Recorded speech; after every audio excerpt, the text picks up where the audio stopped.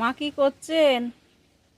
ওই তো চুনো মাছ এনেছে বড় ছেলে, বাড়ছি চাদা মাছ, পুঁটি মাছ। বাহ, হ্যাঁ, মাছটা বেশ ভালো না, ভালো পরিষ্কার। চাদা মাছ, এই চিংড়ি সময় এই মাছ। মাছটা পাওয়া যায় বলুন? একে বলে খাল ছাড়া মাছ।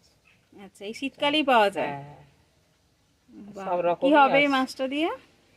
মাছটা দিয়ে ভাজা খাওয়া হবে গরম গরম, আর চাদা মাছটা টক খাওয়া হবে, আচ্ছা। আর পুঁটি মাছটা একটু আলু দিয়ে তেল ঝোল হবে। হুম। আবার কি?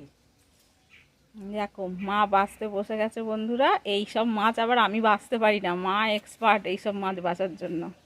ওই জন্য ছেলে বলছে যে মাছ কোনো চিন্তা নেই, আমি নাহলে আনতেই মানা করে দিই। এই মাছ একদম আমার ভালো লাগে না।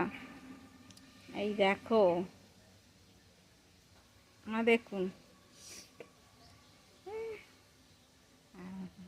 কত তাড়াতাড়ি বেছে নিচ্ছে।